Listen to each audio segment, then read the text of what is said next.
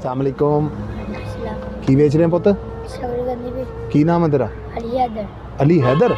मेरा नाम राणा शफाक आ। की हाल आ? पढ़दा नहीं? किन्नवीं च पढ़दा? तो जे सानू भुख लगी होवे ते साडे कोल पैसे भी ना होण ते थोड़ी जी शकरकंदी खानी होवे की करेंगा? खुआ देगा हैं? थोड़ी जी खुआ देंगे जे सानू भुख लगे होगी पैसे भी ना होणगे? लैके आ थोड़ी जी अज फिर।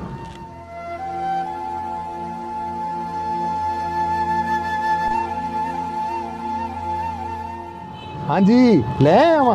वाह वाह वाह, सानू भुख लगी असीं उदां ही खा लीए बगैर पैसों तो।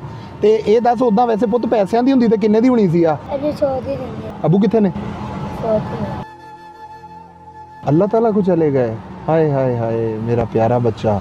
चलो छोटा जिहा बच्चा, दिल माशाअल्लाह इन्ना सोहना मेरे पुत दा। 100 रुपए दी सानू तो तू मुफ्त दे दी है। क्यों? भुख लगी है इसलिए खा लीए।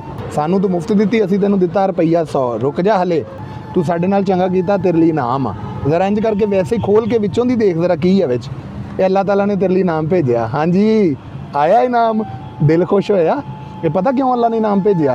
क्योंकि पुत्र तू अल्लाह पाक दे बंदियां नाल प्यार कर रहे हैं, इसलिए अल्लाह ताला ने तेरे लिए इनाम भेजता। ते अगे तो भी कोई भुखा आएगा खुआएगा उन्होंने इदां ही बगैर पैसों तो? हैं वादा कर। चलो डन, खुश रहा मेरा बच्चा। तो इदां ही मेहनत करता रहे, कोई मसला नहीं। अल्लाह ताला सहारा बनने वाला, अल्लाह सब नूं वड्डा आसरा बनने वाला। ठीक है।